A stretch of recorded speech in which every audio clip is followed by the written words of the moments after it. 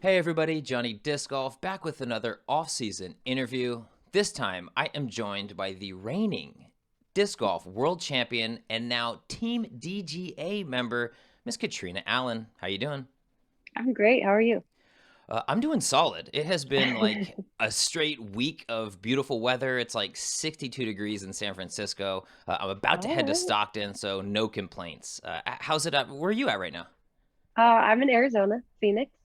Got here in January, Oh, okay. and Doing it right. yep.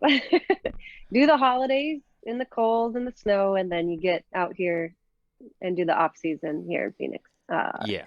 I think it was actually we had a couple chilly days. I think it was 39 degrees yesterday morning, but That's too of much. course by noon it's 65 and or 70 and sunny. Yeah, and I hear that the Maricopa Opa is going on near you, right? Are you playing Yep, that this weekend or are you hanging out? just hanging out. You know, because of the growth of the Disc Golf Pro Tour and the Elite Series, Hmm. um, the last couple years I got to the end of the season and felt didn't feel like myself. I used to pride myself in being a grinder, Hmm. and then I realized, man, every weekend is feels like the biggest tournament of the world thanks to the growth Yeah. of disc golf and what the Disc Golf Pro Tour has done, with press conferences and feature cards and cameras and live coverage and all this. And yeah, so it's put a little more extra. I wouldn't say I was physically tired obviously by the end of the season, but just mentally, kind of like once the Disc Golf Pro Tour was done, it was like I'm done. Yeah. So yep. Yeah, I think Yeah. that you're in the majority on that one. I think most of the players I've talked to have been like, I am taking as much time off in the off season. I'm like focusing on like other passions even. Okay. But I want to talk to you about the reason for the season, right? It's been a lot of hubbub over the last couple days, and frankly, a lot of speculation over the last couple months. You have now officially signed with Team DGA. Like, how are you feeling? What's going through your mind now that everything's out in public? um I keep saying this, but it's like overwhelmingly good. Like I'm overwhelmed with like all the new, you know what I mean? Like Mm-hmm. you just it's that's all. I just feel like I wake up and things are so good. I'm so grateful. And yeah, I do want to say I was with DGA as my first sponsor in 2010. Um, so Yeah. it's kind of fun. Me and Scott Kesey stayed friends even after I left. We have mutual friends and Mike Wagner from Discraft, and Mm-hmm. so just like Kesey was at Scott or at Wagner's wedding this off season, or sorry, not off season, in April. And just like anytime we're at the same tournament, we make sure to hang out or at least have a good conversation and stay in touch. And um, yeah, so I'm stoked.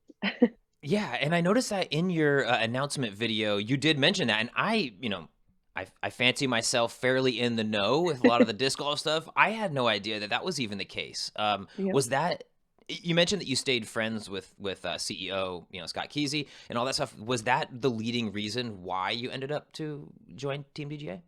That was definitely part of it.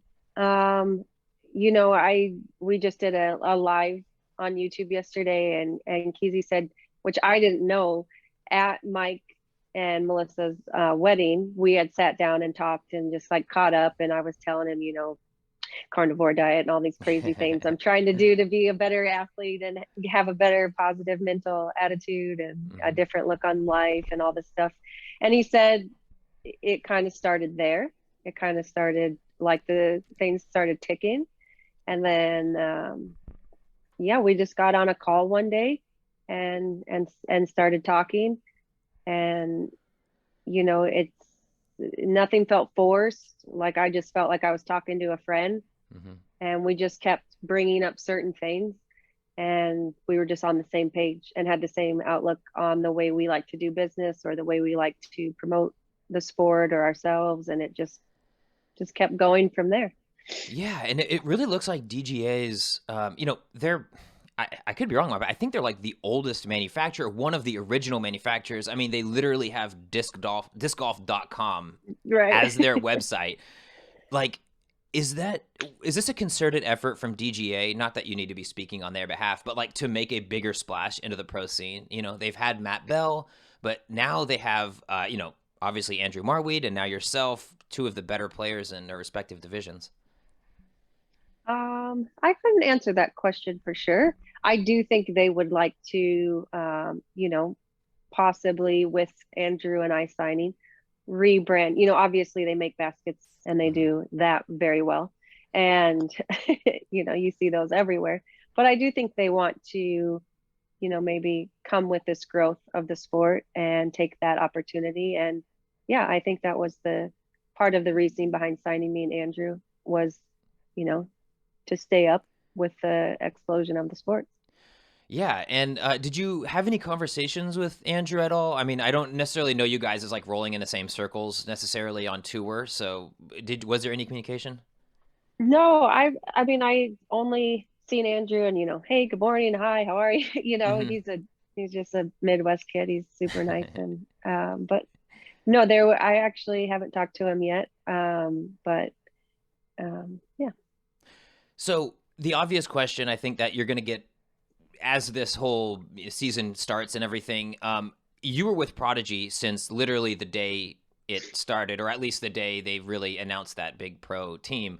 You know, what prompted the move? Because I don't, I don't see you as somebody. I didn't predict it coming, but I'm happy we're here. How about that? Yeah.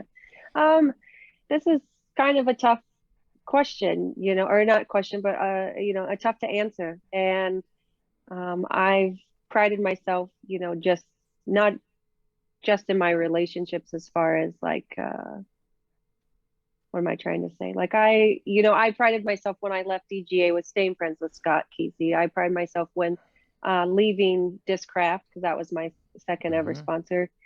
Like Mike Wagner, the CEO of Discraft, is and his wife are two of my closest friends. Like not just in disc golf, but in life. And so Hmm. and I feel like I've also have good friendships, relationships with Innova and Dyspania and Didi. I love going to Emporia. They're awesome. So it's tough because I want to also continue that with Prodigy. Hmm. And that's why I just wanted to focus on, you know, what was so great for the last 9 years. Like I said in my post, I kept trying to write it and I'm like, nothing is really working. But how do Yeah. you put 9 years into one social media post? You don't. And um it was tough. I'm not gonna lie, I lost sleep for like 2 nights because I did know that I wanted to go to DGA, but there was that feeling of wanting to stay loyal Hmm. to Prodigy. But I knew this was the right decision and I had to just hope that um, you know, Prodigy would understand that I was just, kind of putting myself first. And yeah, like I said, I know that's maybe not the answer everyone wants to hear. And I know that's not the details of contracts and fun stuff like that. But, you know, um, it was more just I knew that this opportunity with DGA was the right one and, finding the best way to move forward. Yeah, and speaking of moving forward, you did end up signing with DGA, but I have to imagine at least there was conversations with other manufacturers. DGA kind of okay, maybe not. No. I'll say this though, DGA is one of the more smaller as far as team size brands out there on the pro scene. What advantages or maybe disadvantages do you see with leaving Prodigy, which I guess now doesn't have a ton of top players, but they had a big team. Now it's really a limited team size. Any advantages you see there? Yeah, and I know this is gonna sound silly, but I only see advantages as a touring pro. And actually, what I want to say about, I wouldn't, I mean, obviously it's a sponsorship, but me and Kizzy are like, we like the word partnership. So everything that has happened since the day that I signed, he calls me or emails me or texts me. Mm-hmm. Him and Kelly and Tyler and I talk almost daily, whether it's stamps, how do you want these? Do you want these domey? Do you want them flat? Do you want them sparkly? Do you want, like, what do you think about this? If Mm-hmm. I'm gonna, it's more like this partnership and how do we keep everybody on the same page and keep moving forward? keeping everyone in line, and kind of it's more about that for me, that partnership of feeling like I'm involved in the decisions, and that, you know, they care enough about me and how I want to be, promoted and perceived in the disc golf community, and making sure we're all on the same page. Love it. I really do Yeah. love it. I'm out in California, San Francisco, just like maybe 90 minutes north of the DGA factory down in Watsonville. I want to talk to you a little bit about like the promotional and media side of it. I talked to Andrew Marweed. He took a trip out to the warehouse and they filmed out at Pinto Lake. Did you travel west at all out to California during the off season? No, we actually, I know a lot of people are like, no way, but we filmed at Winthrop. We I filmed saw out that. in Charlotte. Yeah. Hmm. And it was just kind of, yeah, just some things worked out like that, where someone who was going to help film was already out there. Mm. And so, yeah, we just got out there and got it done. And actually, probably a lot of people don't know this, but we filmed the interview at Another Round. Oh, did you in Yeah. there in that Yes. little side room that they have? Yeah. So, yeah, where we actually did some Jomez filming Hmm. for, during USDGC Disc Golf Pro Tour. But there's like a little office back there, and I think they actually do like Bible studies or something back there. But anyways, worked out perfect because we were thinking about doing it at a course, and it was like high of 40 that week, so would Yeah. have been terrible. So kudos to them, and also thanks for keeping our secret, because they didn't tell anyone. Yeah, I know. Well, so that's kind of my next question is a lot. So when people saw the video, I saw some buzz like, "Oh, they filmed it at Winthrop. This must have been in the works for a long time." But I saw those trees, and there was not a leaf Yeah. on any of those trees. Talk to me No. about the timing. When were you out there filming? And was that Yeah. Tyler Brickley and the DGA crew filming, or was it someone else? Yeah. It was Tyler, and obviously there is a partnership with Discraft and DGA, Hmm. and so Shane was out there, Oh, and perfect. Bob Julio was out there, just helping us, make sure everything's running smoothly and we're doing good things. But that was January, like maybe 11, 12, 13, somewhere around Oh, there. okay. Yeah. So a question that I had. So I'm gonna back us up a little bit. Okay. When you announced that you were not going to be representing Prodigy anymore, it wasn't immediately followed up with an announcement of who you were going to be partnering with, if you will. Um, what's the timeline on this? Is this something that you guys had in the works for a while, and then it like you were unable to announce it until like I mean, we're getting like 2 weeks before the season now, or was this planned all along that you were going to wait till kind of the season was starting? No, there was no like hidden agendas. There was no like, you guys know I'm not like that. I'm not Yeah. like a clickbaity ulterior motives. I'm kind of just doing me. And if it works out, that's awesome. And if not, it did, like I said, it did kind of work out that way, and that was sweet, but that was not our intentions. We just wanted to come out when we felt we were ready, and we felt like, what worked best for us. And, I think me and Keezy were even like, if it's March, it's March, but we're coming out when we're ready, not when the disc golf world tells us we have to. Oh, I love Um, it. I feel like that's yeah. actually very on brand with you. It's like, listen, your shirt says it. Nobody cares. I'm just gonna do me and work harder, right? That's kind of Yeah. like how I see you now. Um, Yeah, this is Cameron Haynes's slogan, love and it. he's a monster, so I Hmm. love it.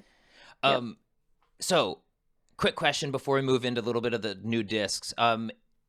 Austin Hanna was on Discraft, and then he switched to Prodigy, where you were. He's on Yeah. Prodigy now.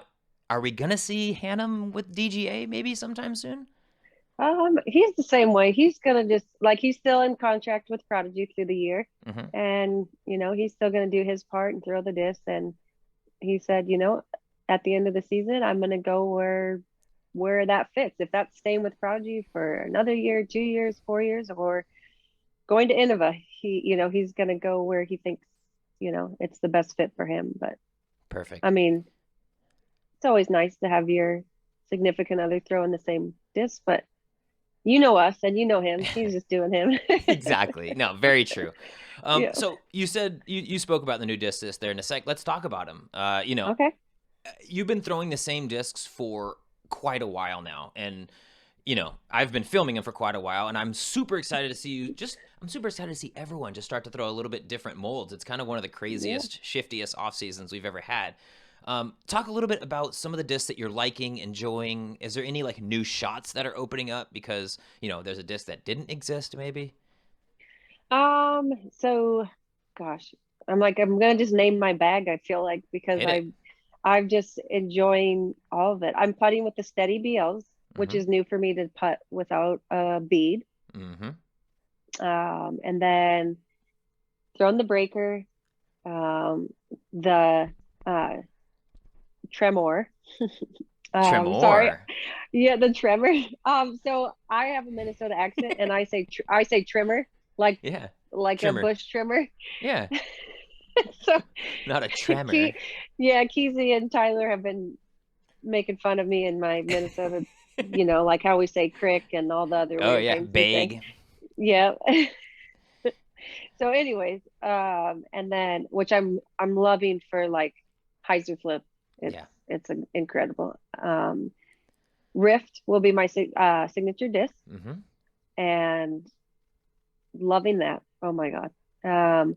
Actually, when I do field work, I'll find it sometimes like past my fairway drivers or like almost up by. It has just crazy glide, Wow. and you don't even really notice it when you're throwing it. You're like, oh, that's a beautiful flight, and then I'm picking up discs, and I'm like, kind of starting to panic because I'm like, here's my putters, where's the rift, like, Mm-hmm. And it's all the way up uh, the fairways. Yeah. yeah, yeah.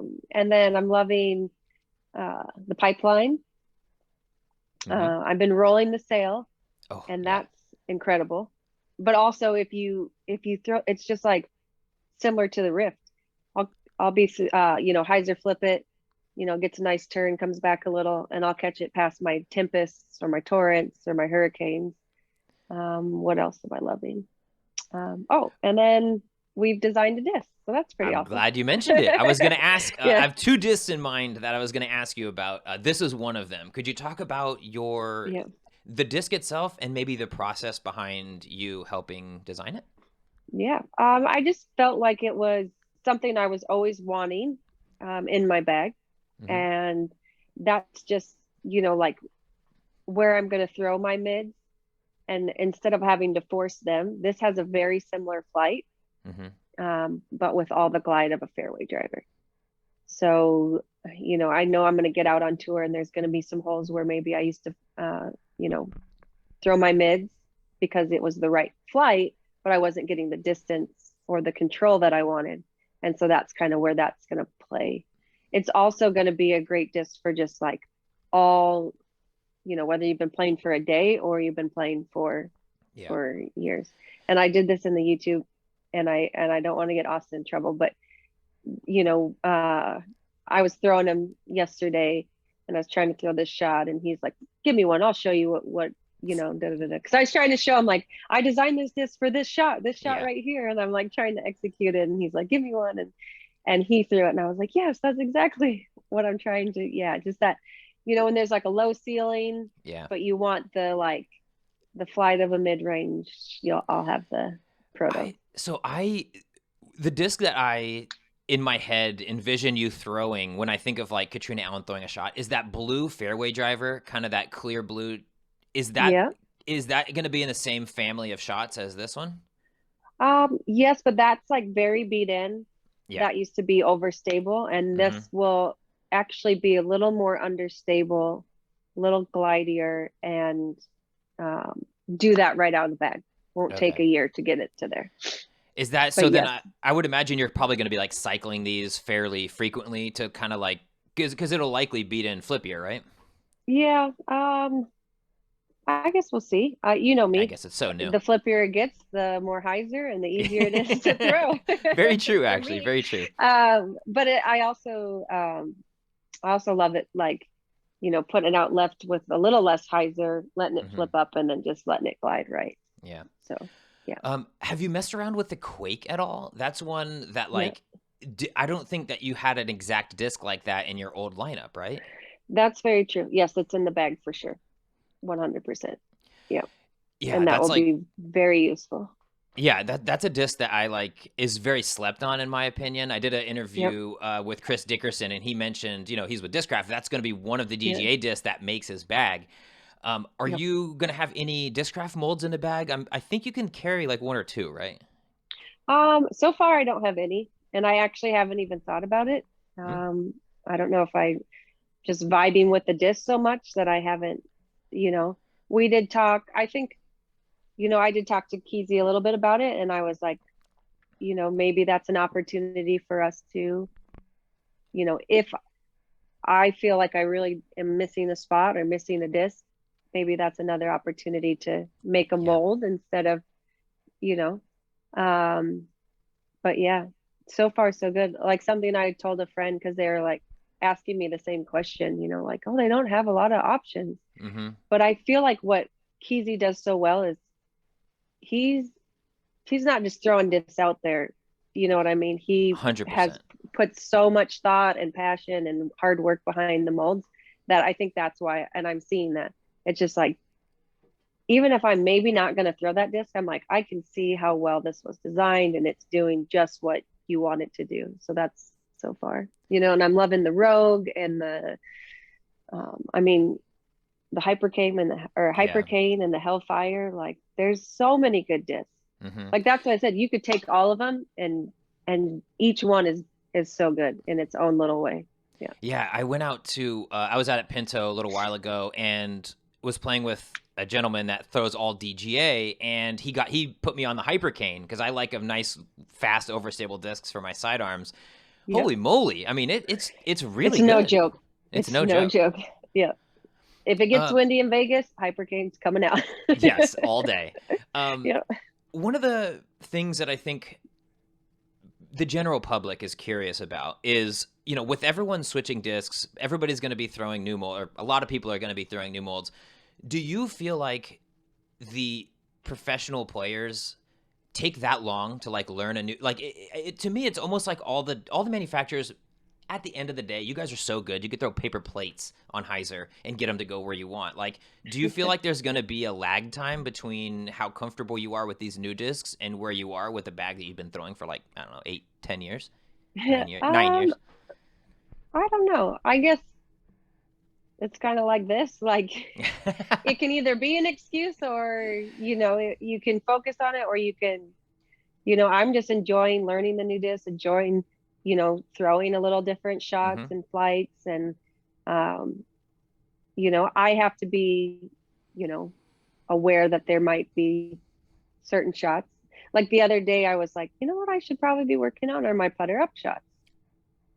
So Very I've been true. going to this little course right by the gym afterwards, and just for an hour, just up shots and putting, just learning those. So it's like, it's kind of that, like, I could stress about that, or I could just learn the bag and keep it simple. Like, make sure I don't have any discs in there that I'm not sure of, and Mm-hmm. just keep going out to the field.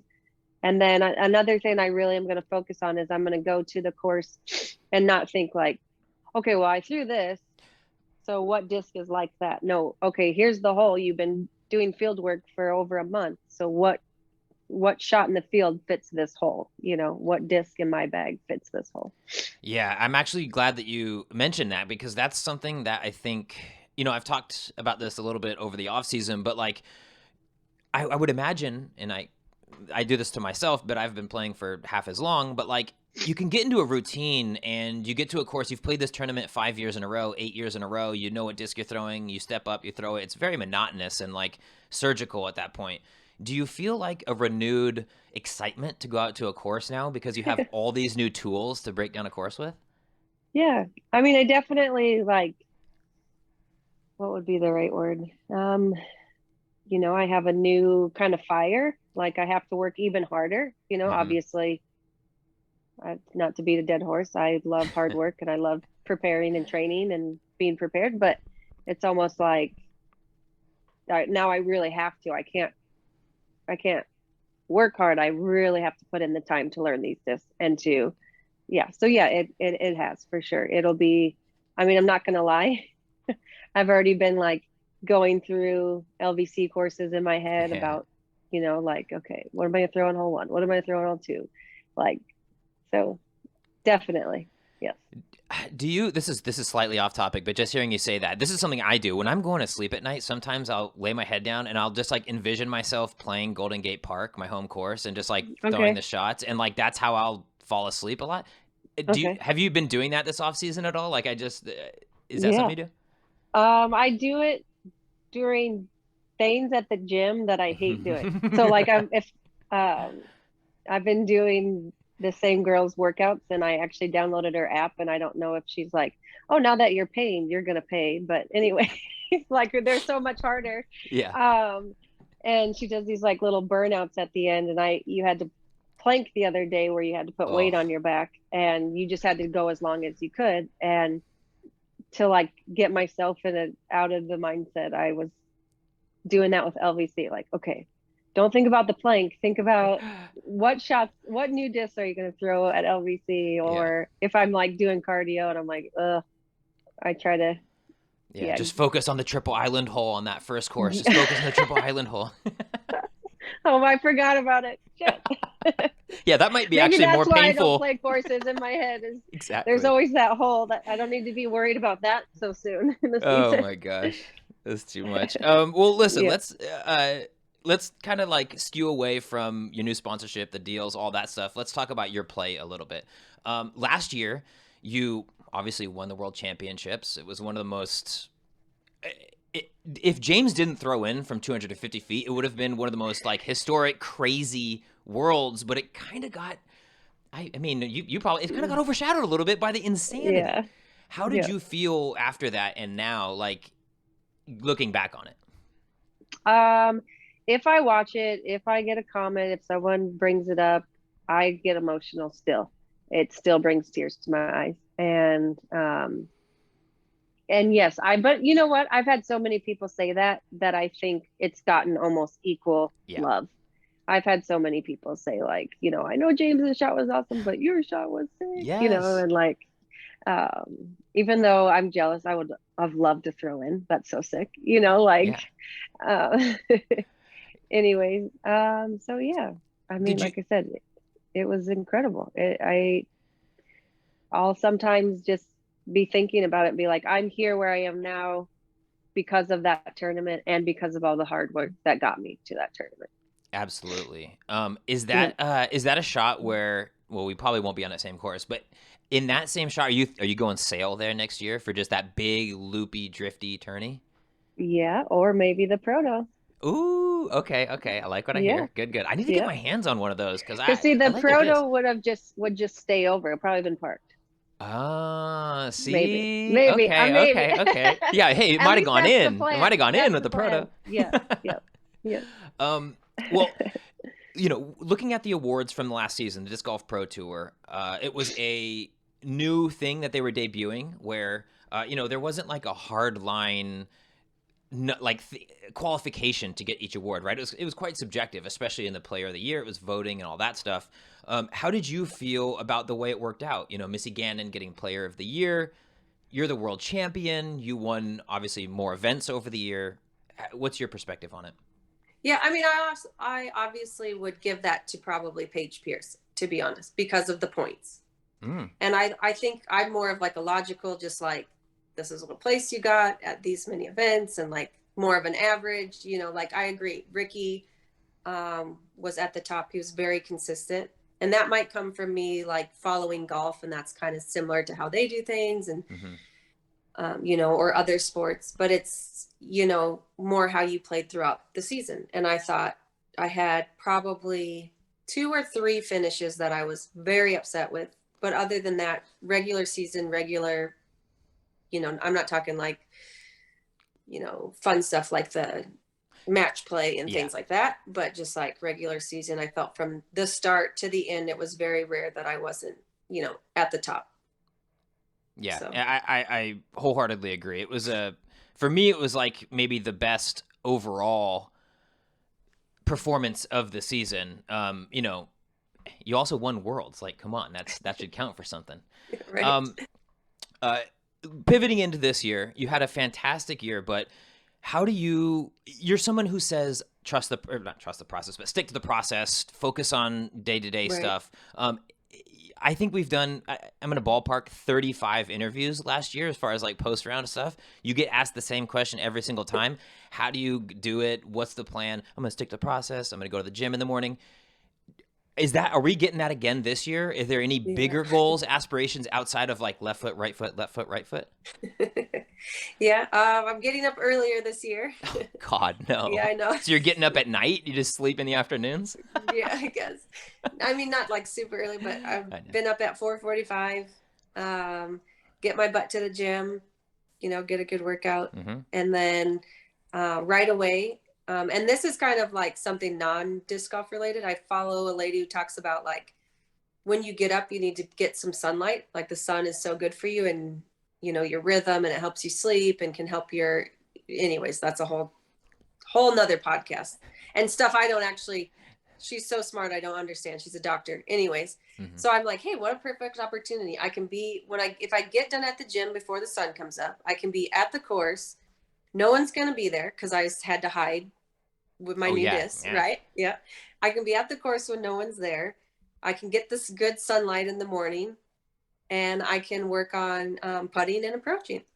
So, so I've been doing that. Then I go back, have my, you guessed it, a ribeye, eggs, bacon, all still on the carnivore.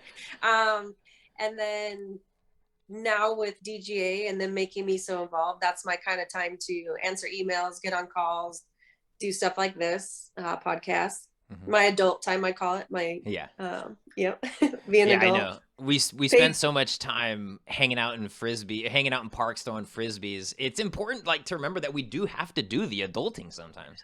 Right. And yes, the growth of the sport has made it very more financially comfortable, but I still don't have a chef. I don't have someone doing my laundry. I don't have someone paying my bills or answering emails. And so I still have to do all that stuff. So that's where I and then it gives me a little rest.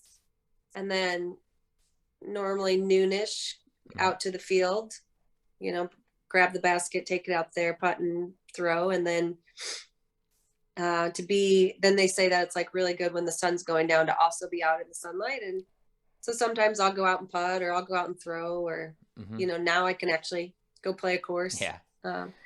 So yeah, actually just, it's so cheesy, but like these guys who preach this stuff, it's so true, and it's really like, yeah, I worked really hard last year, but still so much I want to improve on in my game. And, with the level of play, I'd rather be over prepared than under prepared. And, win or lose, it's such a better feeling to know that you put your heart and soul into it instead of losing and being like, well, what if? 100%. And for me, when I think disc golf too, like it's not like other sports where you actually actively have to think about the people you're playing against, right? You have somebody like coming and D'ing you up and you have to be engaged with what they're thinking. Disc golf, like actively, it pretty much actively hurts you a lot of times for most people to be thinking about what other people are doing and outside, influences and stuff like that. So like it also, it's like a great mindset to have, just focus on yourself, take out the excuses. But like in our situation, it actually actively helps you too. Have you found that? Yeah.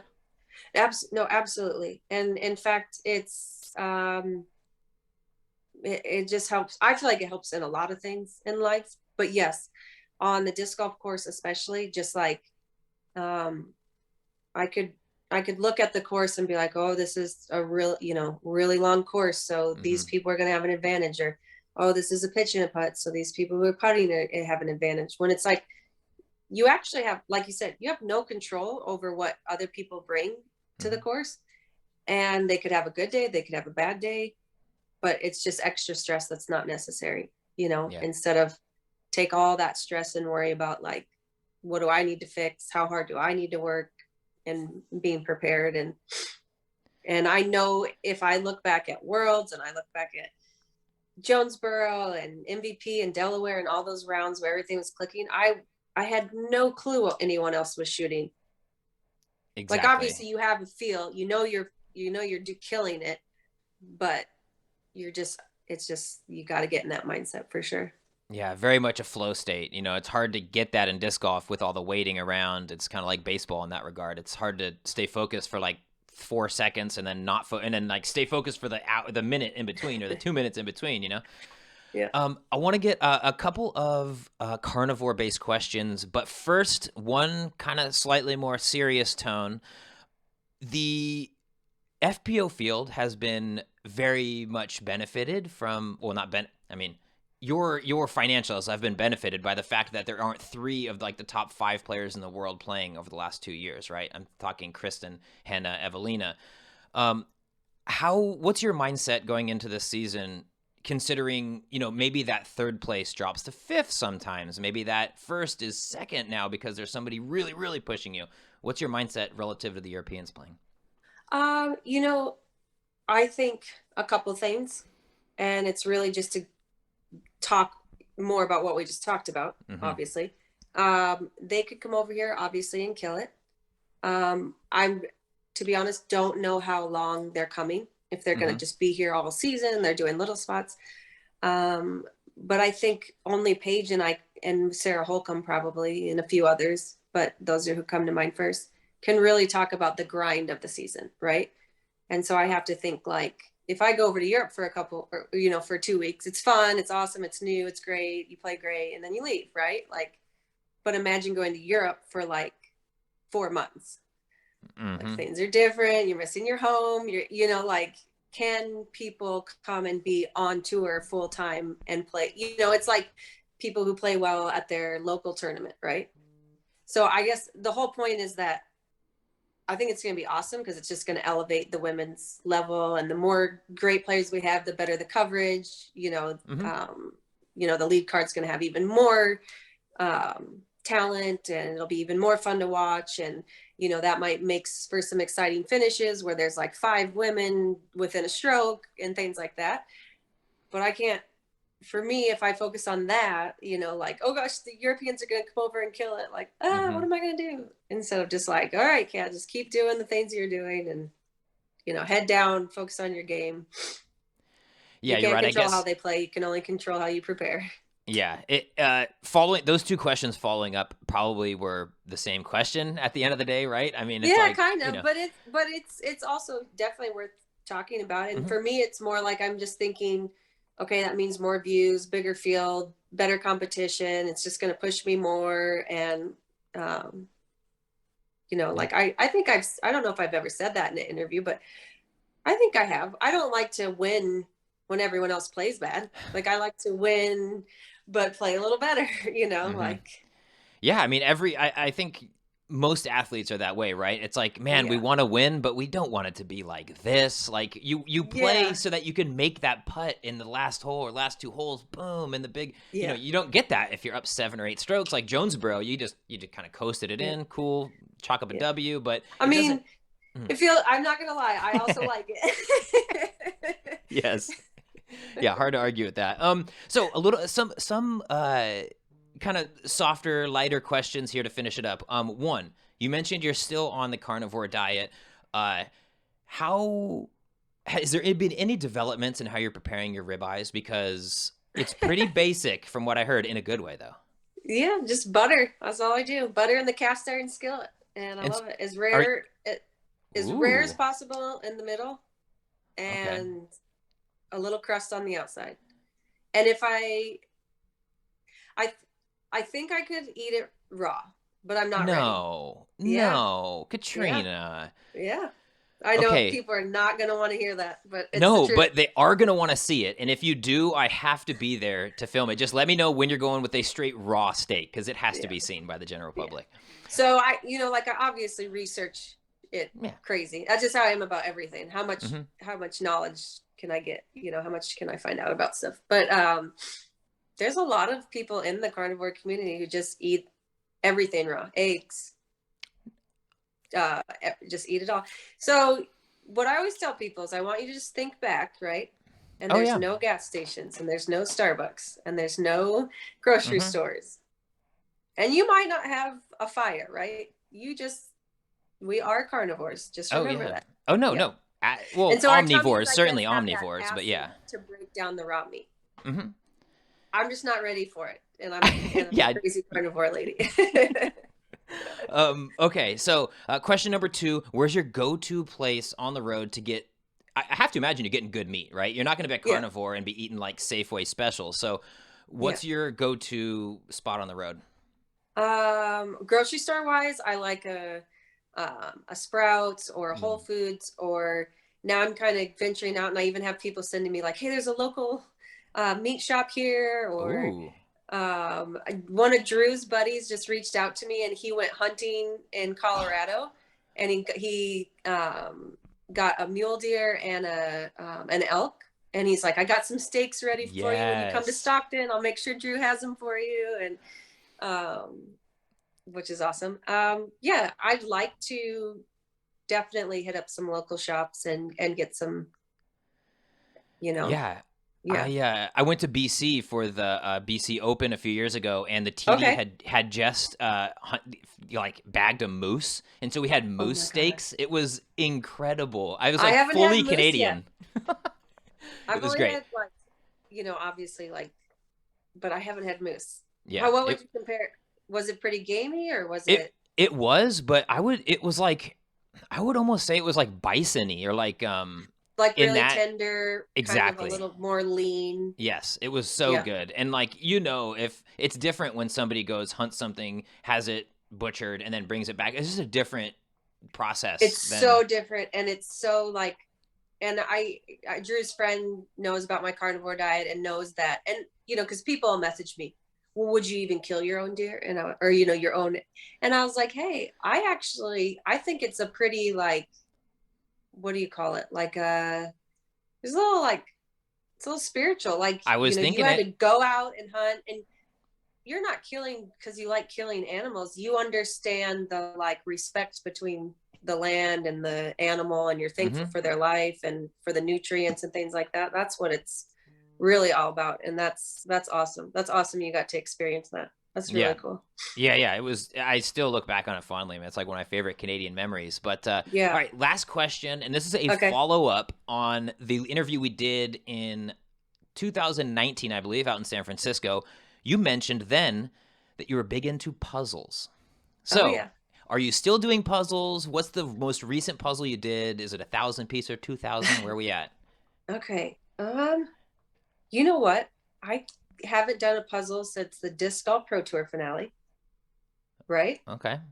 But I also haven't sat down for that long since then. Well, it's a lot different. You're on the road. It's like you need something to do on those nights, Yeah, because it's like, yeah, and it's like, once you're in the season, like, don't get, and maybe I'll have less time to do puzzles, with the new partnership with DGA and the, just the explosion of the sport and all the things. But it was definitely 1,000 piece, and it was, I'm trying to remember, it was really hard because it was like a lot of different stuff, but the same colors. Yeah, like a lot all of the tech- same yeah. colors. So you're, instead of, like, I put all the colors together and then I'm like, shit, It's just all the puzzle. this tree's that purple, but this Yeah. bird's that purple, but like, yeah. Oh, yeah. No, the off season was too busy for puzzles. That's a good problem to have. Yeah. Right. Yeah. Yeah. Well, again, Catrina, I thank you so much for your time. I really appreciate you taking the time for me. I'm super excited to see you throwing DGA. So many Thank people you. back home throw it, so it's good to see it, getting elevated onto lead card coverage. But I want to give you a chance to shout out anyone you want, thanks, sponsors, people, anything like that. Yeah. I keep saying this, but everything's so overwhelmingly good. And I also feel that because of the support, like the messages, people saying, how excited they are for me and DGA, and just like, you're going to do great. You're going to, like, just so much positive.